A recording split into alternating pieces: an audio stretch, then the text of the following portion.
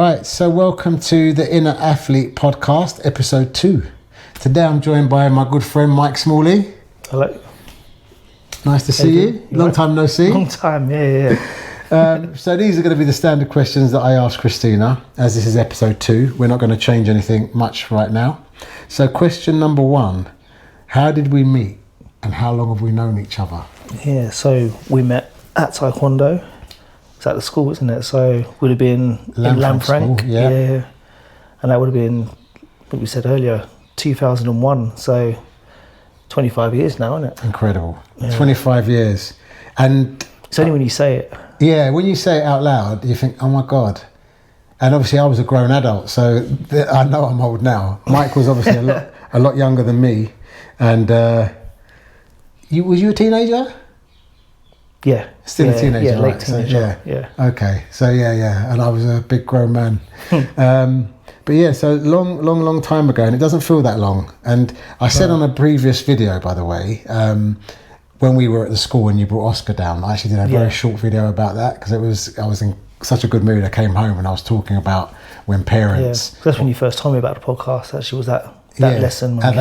Yeah. So a few weeks ago, and I've been trying to pin Mike down ever since.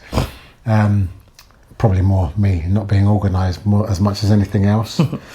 But yes, I was talking in that one about how nice it is when students come to Taekwondo and obviously stay for their journey, and some people give up or stop for a point, whether it's for travels, whether it's for going uni or having a family and that sort of thing, and then you know the joy of when someone comes back and brings their, in your case, son, their children back. And I was mentioning in that video about Sam bringing her children. Okay, so rolling back a bit now. So where did you grow up and how would you describe your childhood? So I was in Croydon in Thornton Heath. So not too far from Lanfranc where the old school was in Taekwondo. And upbringing was, I don't know. It's a funny one to say. Like it just felt like a normal upbringing. It's a funny question because until you get asked it, it's not something you think about too deeply. It's the context you put to it as well. People's childhoods are normal for them. So whatever it is. That's the thing, So I had one brother, one sister, both younger than me. Mum and dad as well were there like the whole time. So, it was, it felt like in that sense, like when you say like a normal upbringing, it was that kind of thing, like in a family home with my family, felt like my siblings. We got on sometimes, we fought sometimes, had like shared interests at times, other things were like totally different. So, well, I've met your siblings, so they're all very, very different. Yeah. A bit like me and mine. I mean, there are similarities, I guess, because you've had the same parents, but in terms of your personalities and what you like and what you do, are all very different. We've all got very different hobbies and interests. Yeah, exactly. Yeah. So that's actually, that's very similar in that sense, because the type of things that just like, whether it's talking about like activities and exercise type stuff or just general interests in life, like actually there's quite a lot different between us in that sense as well. But that wasn't like a thing that was, it didn't seem like I think it's just when you're young, right? It doesn't seem like a difference at that time, but you realise it more when you're older. Yeah, definitely. That kind of brings me on to my next question, actually. So what's your earliest memory of doing any type of exercise? You might not even thought of it as exercise as a child. But No. So I know this one well because actually people always ask me it. So it's actually quite an easy one to answer. So like I remember this like quite well first, like getting into like watching football and athletics when I was young. And then in the garden, like everyone kicks a ball around. But I remember like specifically as well, when I was like sort of 5 or 6, is that we had like quite a decent depth garden. It must be like 25 metres or so in total. And like run up and down and time myself. Oh really? And like get there's a tree that there's probably next door's tree. My dad's probably always going on at him to like, cut it down and stuff as well. With like big sticks that will come off. And we're like trying to throw that like a javelin and stuff. Oh wow, okay. So like proper like sort of trying to recreate like athletics in my garden. That's interesting. So like okay. Sort of football like you know. That kind of explains why you're very good at most things that you try sporting wise. So I've never asked that question, but possibly. I know that. Well, even when because we've been on the beach together, so I've played 5-a-side football with you, so I know that you can play football. we've been on the beach throwing things and doing that. Yeah. So I've probably noticed you're quite good at everything. But the interesting thing is with that is I probably did play quite a lot of football after that, and football was my kind of first proper sport I was really into. Again, that's quite typical. But I think I got to a point where like I was fairly decent at football, but then actually doing taekwondo and starting taekwondo was quite humbling because a lot of things were a struggle, and some of them were like they're hard when you haven't done anything where you have to work on your flexibility, and then you realise you're not flexible and you have to really work on that. But other things like coordination wise, doing that at first didn't feel natural at all. And I think actually even like if you're saying about that, like holidays and stuff, and when we've been at the beach or whatever it is, and then doing those types of things, obviously like you throw things around when you're younger and you do all this sort of stuff.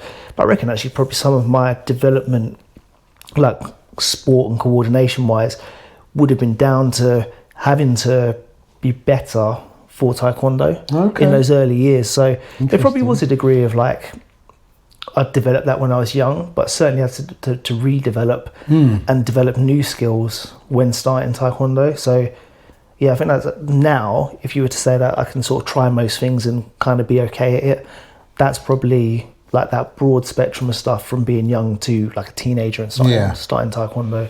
I mean, I found taekwondo very different from everything I'd done as well. And although I had a very young interest in martial arts, so I grew up in the 70s, and that would have been like the Bruce Lee era. And that was, sneaking into late night cinemas to watch sort of badly dubbed martial arts films. But I didn't start taekwondo until I was 24, I think, 23, 24. So flexibility was not natural for me at all. So that was something I'm like, oh, okay. I didn't think that was going to be the hard part of it. But it does make a difference. And I mean, when I tried my whole taekwondo career, I'd started with people that were much more naturally gifted than me, but didn't have the commitment.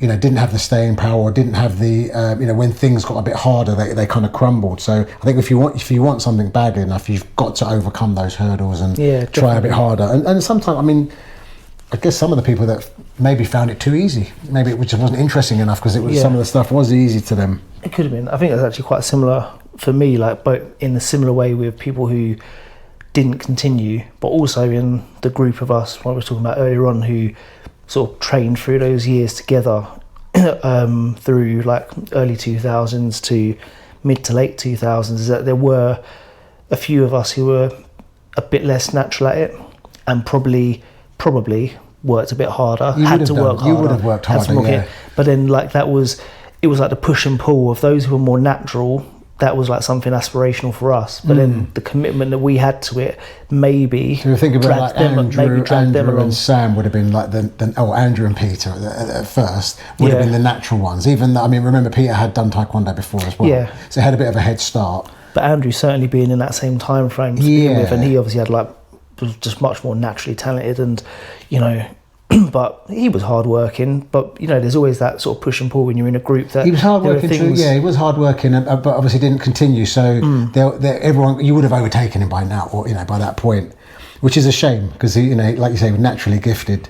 But whatever, I think a lot of it was work reasons. The reason he would have quit at that another point. One of the big sort of positives of exercise on the whole, when you get to different types of exercise, but when like the group that we had who kind of came through like graded to black belt at similar times, is that does a lot for your, what's the word for it, like your own commitment, but your perseverance being one of the tenets. It helps you to persevere if you've got people to persevere with. That's true. It makes we did a lot of hard work through competitions and through gradings together. So it showed, though. It did show. We were quite formidable in those years. Croydon, I mean, the school's nothing like what it used to be, and hopefully it will build up again.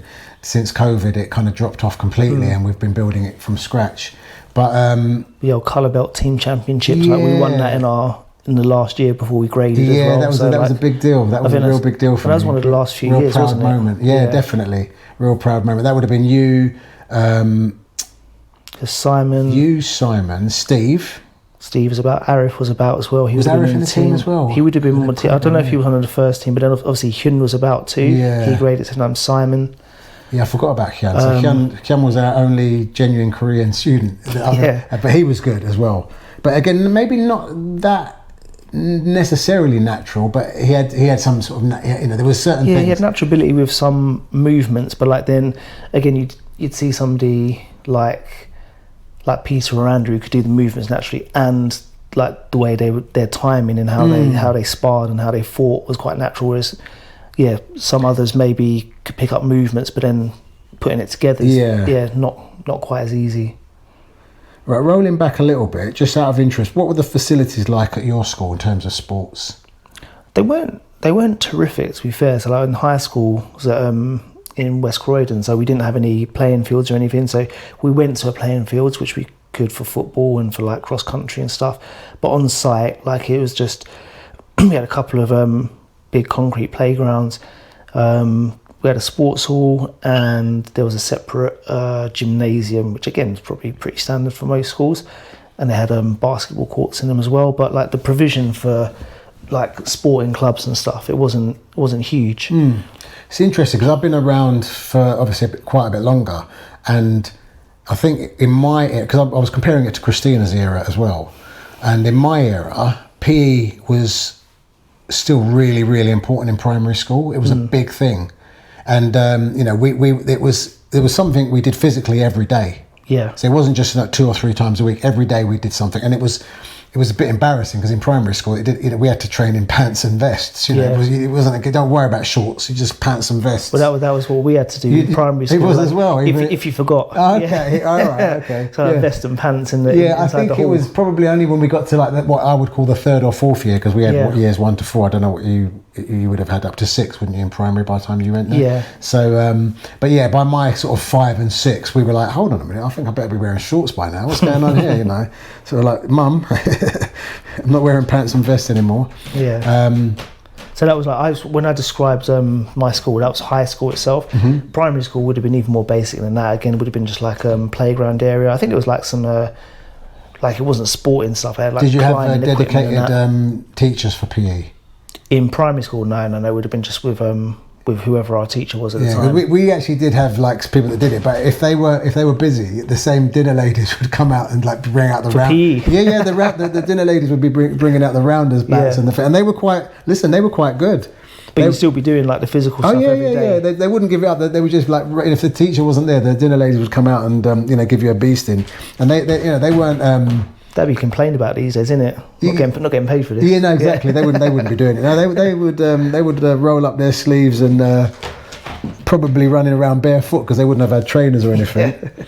But yeah, and then secondary school, I was quite lucky because in my school, just off-site had fields, but we also had, and both primary and secondary had swimming pools as well. Oh, nice. Yeah, so there was quite a lot. So actually, primary, we did have a small swimming pool, which was like, it was interesting because like, you don't consider it especially when you're that young, but it's when we went to secondary school, and then obviously you hear about like some schools have got swimming pools, like ours didn't in secondary school, but like some of them do. You end up borrowing someone else's, because we had other schools come to our school to use the pool. Exactly that, and in the schools, especially like maybe schools in Croydon especially, there are not many. It's only going to be like the private schools that might have a swimming pool with them. So you realise that some schools have got more facilities, like when you go and play football matches against different schools. Are both your schools still schools now? Yeah, they're still there. I don't know how many, because I don't know Croydon as well as I know Tooting for schools, and Tooting, probably a third of the schools are closed now. So my old primary school that Christina, Louisa and I all went to,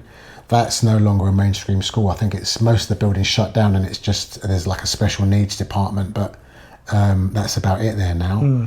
I know of a few like that in Croydon that have shut down, but I think quite a lot are still around, even if they've like changed to like Harris Academies and stuff like that. Yes, which is not necessarily a bad thing, because they kind of up standards sometimes. Okay, so good. All right, so you've answered some of this, but in a bit more detail, what different types of exercise or training have you done, and obviously elaborate on what you like and what's more common, because I know you do quite a lot even now. So I mean, I've always enjoyed as well, but enjoyed sport and physical. But you weren't dragged exercise. anywhere. It wasn't like people dragging you to taekwondo as a child, like, come on, you're going to do this. No, and again, that's like, so obviously, like saying that earlier on when we were talking about Oscar, was that it was like the point when he wanted to come and try it out, because it's a bit like he's known I've done it for a long time. Obviously, like it's not something that's going to be in the forefront of his mind necessarily, but it's there. But yeah, for me, I think everything that I ever did was things I wanted to do. And at times, like especially when I was young, like I would have joined a team, and maybe at times those points that you're playing football and maybe with better players, and then you have like a little sort of crisis of self-confidence, and then maybe you don't want to be there. But I think like everything I've ever done and started has been because I wanted to do it. There was nothing, and that's something I think, like, you know, say about childhood is with my parents, is like you always want to have the balance between like encouragement and being like pushed into doing something you don't want to do. Exactly. But they never really did that. It was always kind of what I wanted to do. They'd be keen for me to do it. They would never sort of like tell me I couldn't. But it was always like, and then when I wanted to, then they would obviously be there, like, especially when I was young, taking me there. Yeah, well, that's good. That's encouragement. I mean, I did coerce Christina and Louisa with Taekwondo. There was 2 things I did with them. So I took them to Greek school, and I didn't learn Greek fully as a child. So it was always something I wish I'd done, you know, or wish my parents had pushed me a bit harder. So I took them both to Greek school, and I took them both to Taekwondo. And when they were very young, they didn't want to do either. No, yeah. And I remember Julie sort of, you know, like their mum just saying, look, ease up on them, you know, they're doing a lot. They're tired in the mornings, you're pushing them, you're taking them to Taekwondo twice, you're doing this with a Greek. So I actually asked them, and I think, you know, I said to them, look, you can give up one, which one to give up? And they went, oh, look, Greek school, you know, it's we don't want to get up on a Saturday and do that. And then both of them ended up loving Taekwondo. So I was kind of lucky that they did, and they got that, you know, as far as they did. So, you know, second Dan and third Dan was pretty good. Yeah, that is good.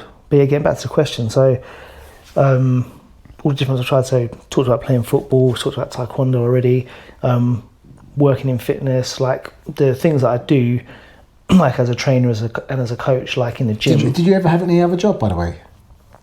Not like as a proper job. Yeah. Since I've been like an adult, that's kind of what I got into, because I had a couple of part-time jobs when I was younger, and was going to go to university and study like computer science, computing. So I got the grace to do that and started the course and didn't enjoy it. And I was already doing some part-time work at the gym, so just decided to initially I was going to change and do a different course, do sports science, and I needed to do a qualification in the meantime to have a relevant grade to get into that course, because I'd done stuff relating to like maths and science and computing. But once I started working in a gym, I decided to do just one of the direct training qualifications, and I've just been into that since then. So that's been So they do quite a lot of those kind of vocational kind of things where you can work and study at the same time, which makes more sense, I guess. You're earning money. I think they do. Yeah, I don't know too much about it now. I mean, this was like kind of a full-time course for a period of time that I had to do, and I was lucky to do that while I was still living at home and everything. So, like money-wise, it was a bit easier to. Oh, so you weren't earning while you're doing that? I still worked part-time at the same time. So pocket money. Yeah, so I was like, I think I was, for the period of time I was on that course, I was in like working the weekend as well. So I was like just there during the week and working on the weekend. But so that was like being in that. But like sports activities, etc., football and taekwondo. Although I enjoyed athletics when I was young, I never really did it, but I've got into that later in life. So doing athletics these days, like so running itself, but actually some of the other like track and field events too.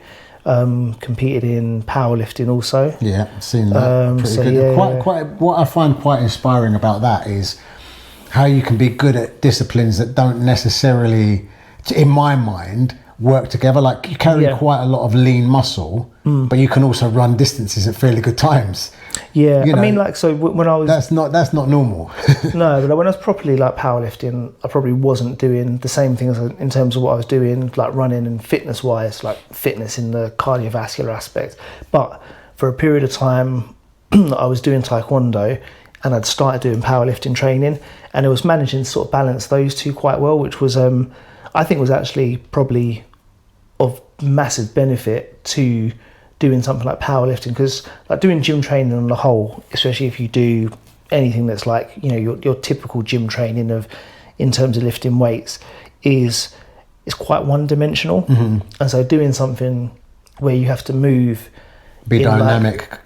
Move dynamically in different directions, like just that type of thing, whether it could be something like doing a martial art, playing a sport like tennis or something where you've got those kind of like different demands, I think can help to keep you like healthier and more resilient overall, rather than just doing the same stuff all the time. So obviously staying like, you know, the typical qualities you need for taekwondo whilst doing those things, I think were looked after mostly by just keeping on doing taekwondo at the same time. Right.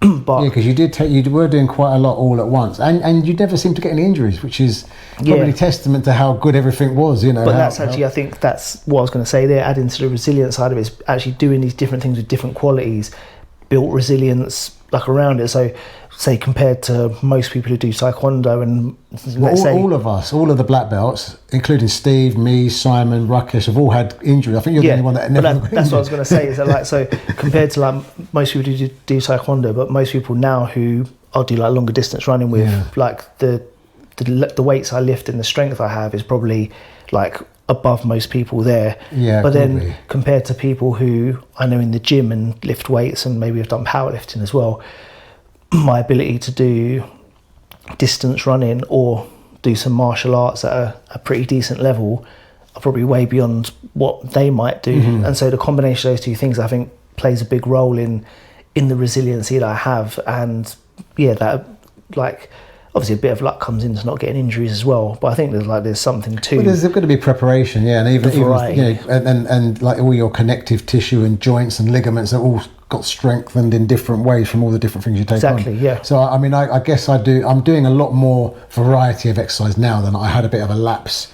Probably from my knee injuries, but definitely psychologically I was using that as an excuse not to do quite a lot of things, and now I'm picking it back up, but not feeling the need to be competitive in anything, but still feeling like I'm getting stronger in a lot of areas again. Really so positive. I'm definitely feeling the benefit that way. So I've got a bit of a question that I don't think I would have ever asked you. Maybe you've never even thought about this, but when you think about exercise and all the different types of things you do, how does it affect your mental health? What, in the sense of like knowing the exercise that I do? Well, do you think about mental health generally? Because I think you're quite a naturally down to earth kind of just get on with things. I don't know that I know that you've come across mental health with your clients and other people you know. So I know you know a lot or have encountered a lot of good and bad mental health in other people. But do you ever think about it in your own? I think like I've probably considered it a lot more as I've got older. Considered the effect it has, because I've like the way that you sort of see me, I think, is probably very similar to how I see myself. I think a lot of the qualities that I have in terms of like, you know, being like consistent and determined to see things through has been from exercising and sport, you know, taekwondo being like the thing I've done the most, but everything will have played a part in that, even from, you know, those experiences of being in a team when I'm young and maybe not being as good as I thought I was, but still as good as you wanted to be, maybe, which is, we all go through that. We think, but still keeping going. I thought as a child, when I was a little child, you know, when parents and big sisters, I was the youngest, so I'm a bit different to you, but I think everyone used to kind of blow smoke up my backside. So I actually believed I was the best at everything. I actually thought I was the strongest person in the world. And it was only when one of our family friends, Bill, who was like a second dad to us, I was getting a bit rough and tumble with him, and I think he got me like in a half Nelson and to stop me hitting him. And I couldn't believe I didn't have the strength to get out of it. I just cried for about an hour, and he was like, "Whoa, I didn't hurt you, did I?" And it wasn't he hurt me. I was just like I couldn't get out of it. I was so frustrated. The ego, right? Yeah. But so I as a child, I guess growing up, I didn't think about mental health. Maybe going through things like losses in the family, I noticed obviously the ups and downs. But as I've got older, and as the last, probably since lockdown a lot more than anything else, I realised how much I depend on exercise for positive mental health. So what I wanted to ask you, because maybe it's not so much because you're always consistent with your training, and that's something that I've learned that is better for me than to try and develop motivation. I think just being consistent in doing something every day now is much easier than trying to find the motivation to get to that next goal. And I think being consistent, the motivation kind of comes. But with you, what do you, because you train a lot of people and you've seen a lot of clients, and either whether it's in groups or in the gym or one-on-one, you must see the benefits of what you do with them for their mental health. You're not sitting there as a counsellor necessarily, but no, definitely. You see all sorts of, whether it's anxiety or lack of confidence, and you see that develop. So tell me a bit about some of the things you've seen with your clients. Yeah, well, like for myself, like I say, it's like identifying it, like probably going through like younger years is having the benefit of it, but just not being like cognizant of it, not really being aware and knowing that that's part of what kept me as level as I think I was, like in the way that I could just like get on with stuff, is that it was like a very powerful lever that was being pulled all the time, but without necessarily thinking about it. And now knowing that now is all I can be, I can sit back and and I can think about it. Like on the days when I can't do something, if I don't do something or it's a bit different to usual, I definitely notice that like I feel different. It might not be enough to like, Yeah, you've just answered. You're answering my next question. Yeah. But carry on. That's interesting. But that's and then with people themselves, and like you listen to their own experiences of it, and like you can see it sometimes. But there were so many people who obviously want to do something in fitness and want to have a personal trainer to better themselves physically in some way, whether that's aesthetically or otherwise. But then we'll realise with especially the sort of way that I want to coach people is that the things that they do, even if they have goals, is something that can be sustainable, that they can build on themselves and hopefully use in the longer term, is that difference that it can make to like mental health as well. And even just the nature of not just necessarily seeing a personal trainer and doing the stuff with them, but doing the physical is a huge lever for like the mind functioning like it needs to. And I think that's one of the problems actually with today's lifestyle, is that it's very easy to live a life where you don't have to be physical in any way. A very sedentary kind of thing. I mean, I've got a tablet in front of me now. People just live by them, don't they? I mean, even my granddaughter, I don't know what Oscar's like, but I've got to prise it off Alexa. Yeah, and that's with Oscar, like it's very similar. If he's on his device, his phone or his laptop or a pad, he'll want to stay on it, and it's just like knowing that. But I think we all do. They can be so addictive, can't they? Especially it's like lovely to be naturally into exercise and stuff, because a lot of what I talk about is that if I'm going to get out, I'm not going to let something I'm watching on YouTube not distract me, but I'll listen. I'll just put it on in my ears. So I'll go to the gym if something's interesting or something's got my attention. I don't have to stare at the screen. I can listen to it and use your imagination for the rest of it. But this is what I worry about with kids today. I know I sound like a proper old man now, but we didn't have those distractions, and I know how addictive scrolling can be. If you let yourself, if you get into that kind of role, you can lose an hour or two of your life quite easily. So with your clients and stuff, I mean, I think you probably also give them you give them an idea of what they can do, maybe when they thought they couldn't, because they probably got quite limiting beliefs as well, haven't they? A lot Possibly, of the time. At times, depending on the person, yeah, for sure. And I think that sort of nature, like you said, with like devices these days, especially, it's not just like necessarily just the apps in themselves, but the fact that on a device you can access so many different things. So you can have so many different trains of like thought and things that are taking your attention in different directions so quickly that that's the thing that's problematic. Like where, when I was younger, there's talking about like kids playing video games and being sat in front of the TV is like being bad for your eyes, but it's a different thing. You get square eyes, wasn't it? Yeah. But then like it's whatever you were doing there, it's still your attention on one thing. So there was a positive to it, because again you had to endure your way through what you were doing and figure it out. Yeah. Whereas like now it's kind of like if you're playing a game and then you do a bit of shit, you turn it off and then you go onto Instagram, and then that gets boring and you get off Instagram and you go on YouTube and you get off that and you go on to something else. And I think that's one of the dangers and that's the things that people get lost in, and then that's part of what the brain doesn't like. But actually doing some exercise, doing some movement, getting outdoors, all of those things are really powerful for getting your head like literally there's probably quite a lot of chemistry involved, literally, as well. There's going to be a certain balance, because I know I feel now that I've I mean, I've always been fairly consistent with exercise. Even with my injuries, I found something else I could do, and that's really positive as well. So a lot of people just stop. No, I know. I mean, I didn't at the time when I didn't think of it as a key to mental health. But I know, for example, when I broke my foot back in the day, so I was so that was before you started taekwondo. I was still living in Tooting, and not through taekwondo, a brick wall fell on my foot. So it's got a tragic kind of weird accident. But at that time, I was. In fact, it wasn't that long before I opened the school. Yeah. Because it was. I was between second and third dan. I opened my school after I passed my third dan, and I was training a lot in taekwondo then, and I was just doing some. I was painting my house, and Kelly had picked up a wall that I was and literally kind of like walked it down the side of that, and it stayed there while we built a fence that I could remove to park my motorbike. But the wall had stayed there for a couple of years, and it was only when I was painting the house I had to move it again, and I balanced it on my hedge, and I'd just about finished painting the whole house when a neighbour leaned over the hedge to talk to me. Hello, how's things going? As they leaned over, they pushed the wall and it crashed on my foot, and literally a crush injury. So I broke my foot in about 5 places. Yeah. But then I said that was the first time. I didn't call it, poor mental health, but I went from training 4 or 5 times a week in taekwondo, as well as running to.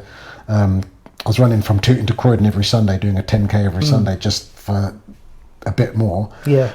And to nothing.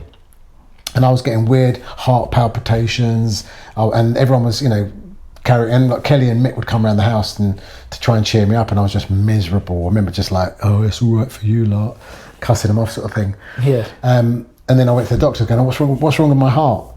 And he asked me a few questions. What have you been doing? What were you doing before? And he just said, "There's nothing wrong with your heart. It's just kind of like all the other muscles that are kind of wasting away. Your heart's kind of shrinking, because if you were training that hard."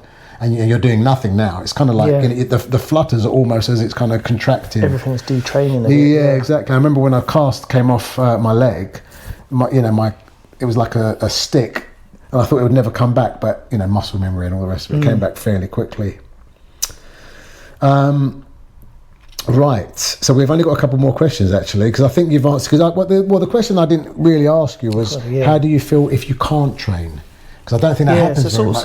Got onto that a bit, because it does happen at times, and so actually, ironically, because I'm someone who tends not to get ill very often, so again, it's a bit of chicken and egg. So I feel like part of that might be because of all the resilience the way that I try to look after myself. I think helps, but at the same time, again, there's probably a bit of luck. Because you eat quite well. You've always, in fact, since I've known you, I would say you eat quite well. Pretty well, yeah. I mean, I don't deny myself stuff, because I know that I am active. You're going to burn off whatever you have, but you've never been. But I still cover the bases. I think that you need to cover, in terms of not even macros, but micros as well. So eating your fruit and veg, getting your fibre in, all those things. Trying to be conscientious of that. So just in general, and the overall fitness and health, I think, looks after me. But so probably just before Christmas time, I caught whatever flu was going around.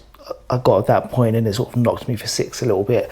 You're not old enough to have the flu jab yet, like me. They ring me up. I don't get offered it now. I'm not getting offered it yet. Yeah, it's quite embarrassing, but I'm like, it's for my daughter.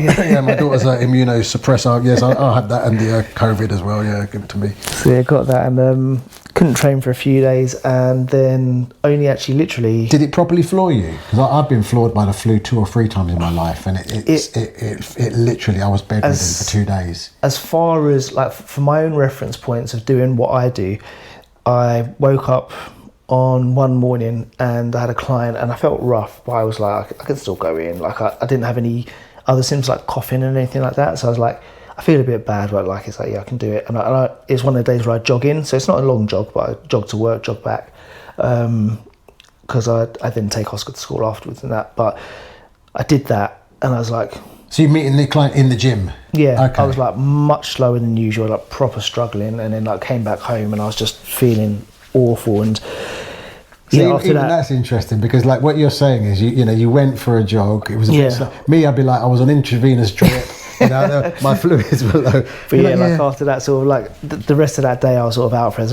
I don't think I worked that day, and probably the day after as well, just sort of rescheduled and just had to chill. And when I get times like that, and I think this is probably the same for most people, is when you feel unwell enough. And I think I actually had a period of time where I wasn't unwell for so long that I didn't have a chance to feel like that. And actually, I said to you after coming back from Cyprus the other week, I think literally a couple of days after coming back, I picked up something dodgy to eat for lunch and had some food poisoning. Ooh. And that wiped me. I didn't eat for a day, barely drunk anything. And when you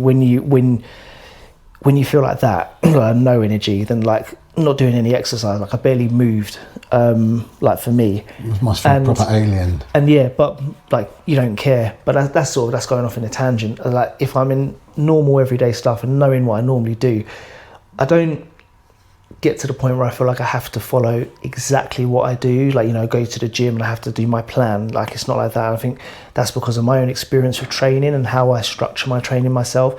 But there's certain bases I want to cover through a week. And yeah, over the week, not necessarily. Yeah, don't beat yourself up if that day doesn't work out. Yeah, the sort of things I want to do in terms of my weight training and my running and some sprinting, and now being back into taekwondo is doing that at least once a week. Is like now it's like a non-negotiable.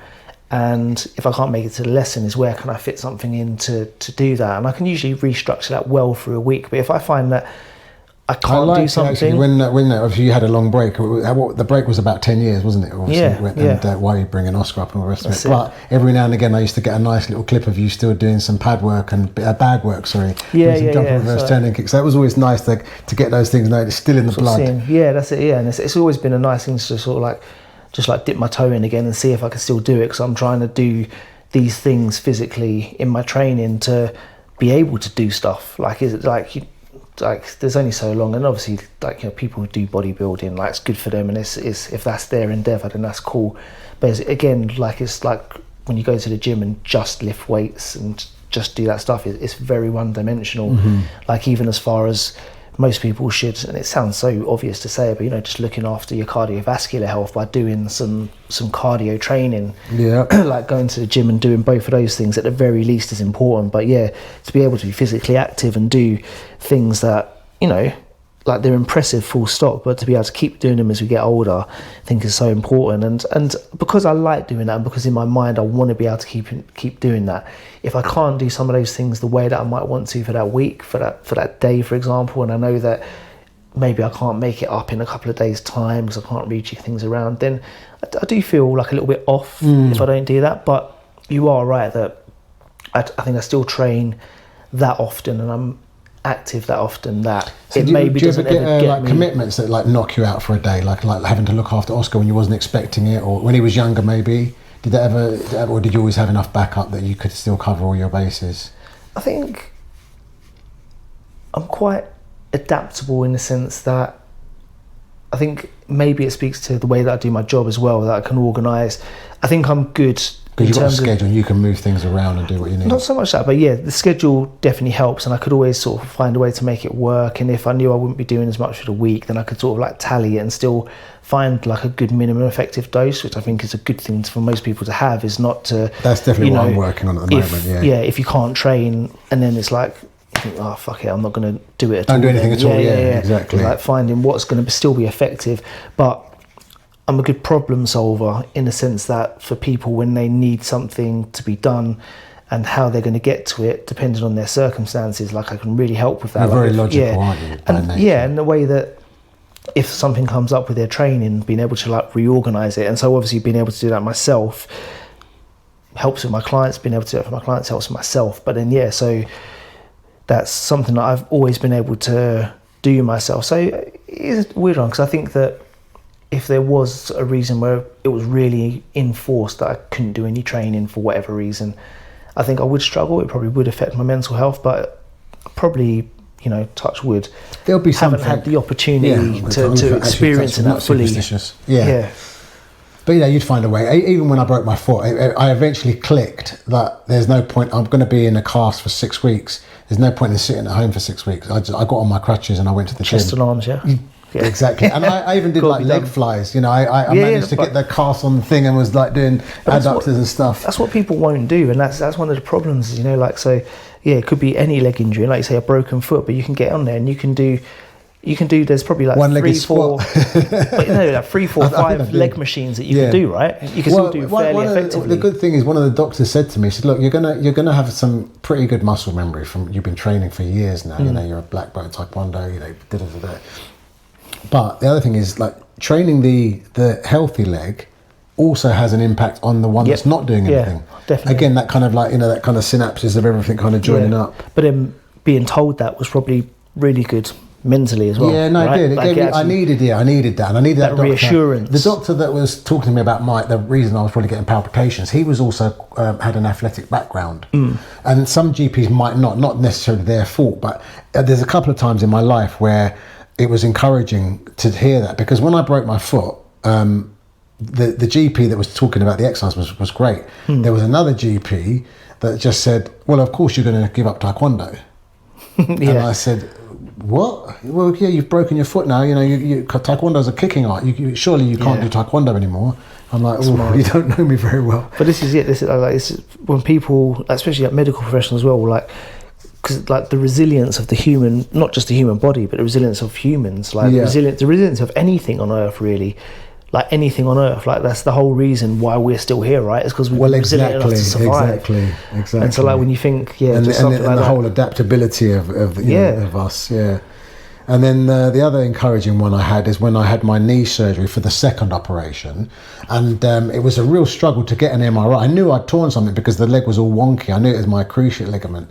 Just instinctively, I knew it because of the way the leg was giving way, and I couldn't, in certain directions. It was feeling. I felt the knee joint literally moving when I was in anything with like a walking stance. People don't know what a walking stance is, but like in any kind of lunging movement, the knee was so immobile. Like it was. You're trying to do something in a straight line, but it still actually had that lateral instability. Yeah, exactly. But it was at a time when. And I found that my GP ended up being very honest with me, because I ended up having a bit of I wouldn't leave. I was trying to get an MRI. I was like, "No, I've done this damage." He said, No, don't worry. Go and take some ibuprofen and paracetamol for a couple of weeks and ice it, and then you'll be okay. I'm like, it's worse than that. And he goes, "Oh, don't worry. Let's apply for some physio." I'm like, "Oh no." Anyway, I was having an argument, and eventually he went, "Look," he goes, "I'm really sorry." He goes, "Look." And this was a few years ago. I think that the then Tory government had basically cut funding, and this is to this very day. GPs can't organise an MRI. It's not in there. They just can't do it. They have to refer it. They have to refer you to physio, and the physio can then, if they think, And also, I think that the point is that the logic behind it is that there will be a lot of money saved. It's pretty sound, yeah, because there might be a load of people that, and most people need the physio anyway. Exactly. Even if it's just advising you what you can still do at the moment, and strengthen it and build up muscles and whatever. So, but I mean, the physio, I think I waited 6 weeks for that referral. So you got to wait for that. So there's a bit of a wait, and then I went into the physio, and they put me on my back, bent my leg, sat on my foot to make sure. So weighted my body, and then pulled my knee towards them. I felt a bit sick because it moved, and they were like, "Ooh, I think you've torn your cruciate ligament. You need an MRI." I'm like, "Thank God." Yeah. But then, that the only other another good thing that came out of that kind of reshuffling of how everything works is that you can choose the hospital and the surgeon, which Davian told me. So I chose. I think it was Charing Cross. They had some. They came from all that kind of athletics background. And that surgeon said, "How old are you?" And I was like, "Well, X, Y, Z." And I thought he was going to write me off. And he goes, "No." He goes, "Good." He's going, "Listen." He's going, "We're going to fix you up because you're going to have at least another 20 years of teaching and doing taekwondo after." And I'm like, "Oh, that's exactly what I wanted to hear." So that was good news. Okay, so last question: what advice would you give to anyone who's struggling and not sure where to start? Broad question, but this is people that you're going to come across. And this is like something that I talk to people about all the time, because obviously you get people who will come and they'll be a personal training client, but you speak to people and just talk about advice in general quite often, day to day, not necessarily anyone who's looking for specific like coaching. And I think that's something that's like so important, is that when it comes to finding something to do, it doesn't really matter. And this is one of the things where we sort of touched on social media and just media on the whole, where there are so many different things that you can do and different conflicting advice about what you should do. And for most people, like if you're not doing anything, is that what the question sort of pertains to? Is like people who are not really doing anything at the moment? So they're struggling, whether it's physically or mentally, they're struggling and they don't know where to start. But they're not doing anything because they're in that kind of quandary of like, I don't know where to start. Then it's like whatever you do, is going to be a great place to start, because Absolutely. what I think people like lose sight of, and especially if you are struggling mentally with things, is an ability to look at the bigger picture and the way that things can happen organically. And one of the biggest things that I find with any sort of physical training, and you can apply this to life in general, I think as well, is that when you get started, then the way things open up, you couldn't have seen that before. Yeah. You couldn't have seen that from the start. But like, you know, you start going to the gym and maybe it's just lifting a few weights to begin with, and you get going with that and you get confident with it, and you might think, oh, I've only got time to go once or twice a week. But when it becomes something that you then enjoy, and maybe you are doing it once a week, then your ability to find time for it will change. Of course it will. Of course it will. Because your priorities will change. Yeah. And yeah, whereas like someone might think, yeah, I can only go once a week, it might not be worth it. I can only do some exercise once a week. It's a class. It could be something at home. It could be, you know, like going to parkrun or whatever it is, once a week to start with. Like, that's still better than nothing in and of itself. Yeah. But what it can lead to, even if you can't see that, is going to be way better than what it seems like at the time, because we can always find a way to make our own achievements. We can talk them down a lot. Like, you know, we go to the park and do parkrun, say, and that's all you're doing. And it's like, oh, I've just been outdoors, gone for a run and done, you know, half an hour, 40 minutes, 45 minutes, whatever it is. Like, what difference is that going to make in a week? And the thing is, it does. Of course it does, yeah. But then, like, what it can lead to when you then do 2 times a week or 3 times a week, then, you know, you're doubling it, you're tripling it. And then the effects, you know, they rise much more than they do, like, those first few sessions that you do per week. You know, I like to train most days, and I've got the ability to, and I've got the schedule that allows me to, but different intensity on different days sometimes. But those that go from like 1 to 3 times a week, that's where the biggest curve of benefits are. So, you know, just getting started and doing something, the benefits are massive. And then when you can just add that little bit to it, that's where a lot of it comes. That's where a lot of the main benefits are. And if you can and the long-term benefits, because then you're building it into your kind of lifestyle. Yeah. And then if you can do more after that, brilliant. But even if it does just stay at that sort of like up to say 3 times a week, that's that first like ramp up of benefits you get in a lot of ways. That's where most of the magic happens with it. So it's always worth starting, and it's always worth doing. Even no matter how small, even the stuff that seems inconsequential. It sounds cliche, but it's true. No, it is true, and it's the advice I gave myself when I was getting back into exercise, and it's the advice I give everyone: is to set yourself a goal, but a really small, achievable, and desirable goal. Yeah, definitely. So something that you know you're going to get out, and this could be. So if I was getting up after I've just taken the plaster off my leg, and I want to start. And me at that time, that could have been a walk around the block, which would have been a bit of a struggle because I had no calf muscle. But I knew I could do a walk around the block. And then maybe during that time, I'm like, do you know what? I'm going to go around twice. Yeah. And then your goal changes. But if you set a goal that you know you can complete, then you've succeeded. And you've given yourself that kind of success story that you can then build on.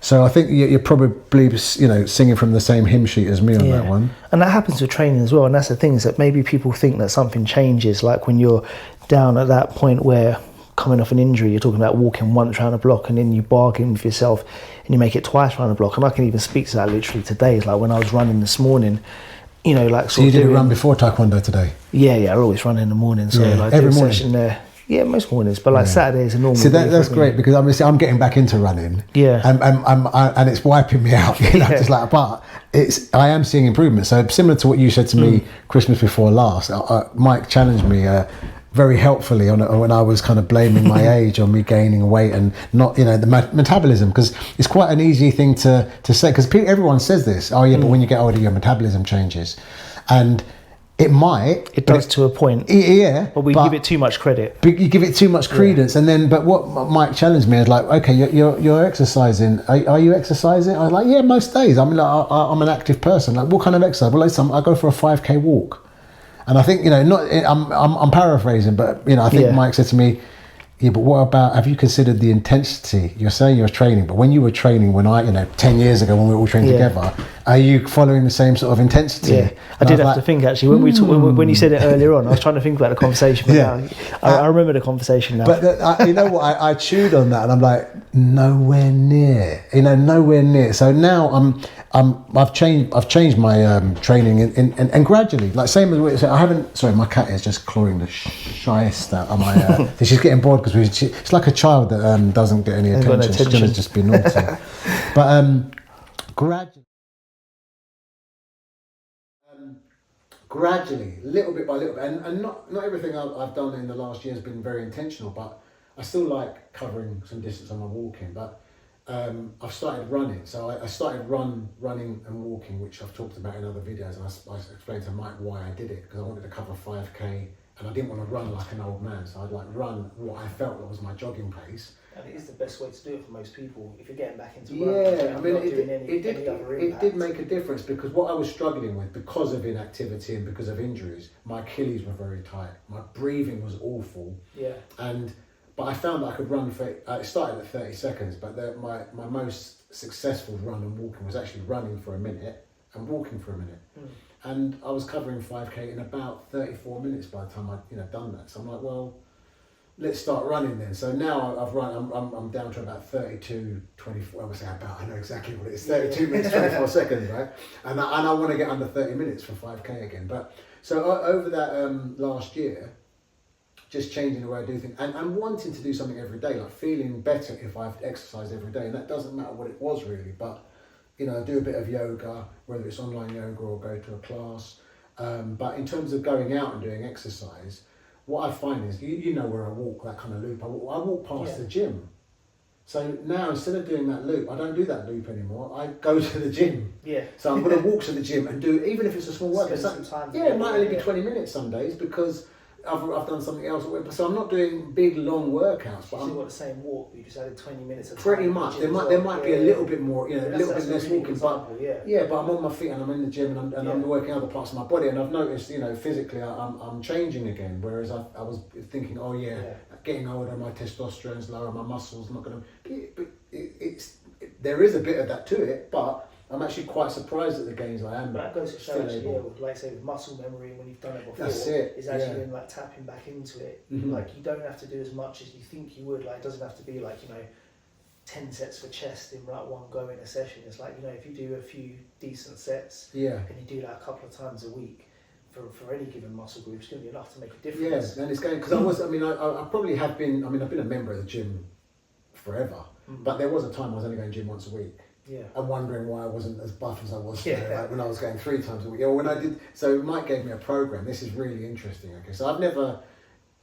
apart from this, what I'm about to say, I've never used a personal trainer, and until I ran with you, actually, I never had a running coach. So running was something I did at school, where we would run. We did cross country in secondary school, and I'm ashamed to say that I would run out to the field, break off, and join the guys having a fag, and then wait for the fastest 5 or 10 to get back, and then join in. And it was only 1 week where I'd mistimed it and came in first. The PE teacher was like, Johnny, that's a very, very good time that you've completed this week. And I'm like, you know what, I'm going to have to start running it now to see whether I can do it. But yeah, so Mike's take... So I think I mentioned it when I mentioned with Christina that you were going to come on the podcast. Yeah. I did actually mention that this is one of the most interesting, because at the beginning of the year I said, look, I want to interview practitioners of exercise and also instructors of some kind, coaches, instructors, and you're both, and then your relationship with me has been both, because I'm your taekwondo instructor, but you've coached me in running, and you gave me a personal training program. It was fantastic. And I didn't have any expectations of it really, because but what it did give me was accountability, because the gym is something I do because again it's more a case of getting just lost in the movement, and just I didn't really have any real goals. But I came to you and you said, what would you if we're going to do a program, what would be your goal? And I'm like, well, I'm going to make it difficult for you because I want to lose fat and gain muscle. And you're like, we'd normally do one or the other, but fine, we'll do it. And I'm like, okay, I've given him battery dead. We're gonna just switch to that one. I'm gonna clip it to that one anyway, because luckily I think that one's still running. Yeah. But yeah, so wrapping it up really. You gave me accountability. We were logging food on MyFitnessPal, tracking that, and we had the spreadsheet that I was sending you. And the gains I got from that, it was 8 weeks, I think. It was incredible, and a guy at work was just jumping in and following me, and it was his, game. So yeah, if you ever thought about getting a personal trainer and not sure if it would work or not sure if it would benefit you, it really would. Yeah. And I was someone that was really, quite motivated with exercise. It wasn't that I wasn't doing exercise; it was just having this structure. Different people take different things from it, and those that are highly motivated and do things consistently already, they might not feel like they need it, but actually, ironically, probably end up with getting some of the most benefit from it, because it gives you like the in most cases you get the direction that you need, like everything gets like sort of tunnel vision on what you're actually trying to do, and you can put it would have been things as well. There was a few exercises in there that I probably didn't like, but that gave me like I don't know, weighted dips for example. There's not a chance on it, and also I neglected legs. Because my legs, I felt, were always quite big. Didn't mean they were strong, necessarily. They were quite, I said, fairly naturally strong. But until I started actually doing squats, I'm like, actually I'm quite weak on squats. Yeah. So my legs were of a size, and a lot of guys go through that. They're looking at what they can see in the mirror, like upper body. But yeah, no, I got the most benefits probably from the legs. Yeah, and something you weren't doing. Yeah, something I wasn't doing. Yeah, I think in that time I can't remember what I probably got the spreadsheet somewhere, but it was definitely the most. And you did it I didn't realise the clever way of doing it was actually the culmination of the numbers as well. It didn't necessarily mean that heavy weights, because you could do more reps as long as the overall amount of total weight pressed didn't matter how many reps you did. It was actually, you could have if you were having a slightly weaker day, okay, drop the weight, more reps. Yeah. And that number kind of worked out. So I'm like, I never thought of it that way. Right, yeah, because actually thinking about that, because that's a while ago now. Yeah. So like obviously like the way that I would program, the way that I would do things would be slightly different. Like you develop over time and you do things slightly differently. But that's one thing that I still like try to like sort of drill with people when it comes to gym stuff, especially people who are very numbers focused, is that that's actually like just a really easy tip, is that it doesn't have to be exactly the same. Like if you're doing something for a set of 5, if you're having a day where you don't feel like going quite as heavy as that, so okay, cool, then you can make it up to like 7 or 8. You just find an appropriate weight to do that. Never thought of that before, but it made a massive difference, because I think I was training. Mentally, it can give you that little break from just like drilling away at the same. But the results I got on that were still higher than anything we'd ever done. And the same like Sir James I worked with still talks about it today, and that was quite a few years ago. Right, let's wrap it up there. I think we've gone. I don't know. I have no idea what the time was. I can tell you now. It's coming up to an hour. Yeah. We beat Christina. Christina moaned at me for going on too long, because I told her it was like a 20-minute. But that was the first one. I said between 20 minutes and half an hour. It's 10 questions, but yeah, I'm sure Mike and I could talk for a lot longer. But we'll wrap it up there. Yeah. Thank you very much, brother. Nice one. Been nice, and we'll look forward to the next one.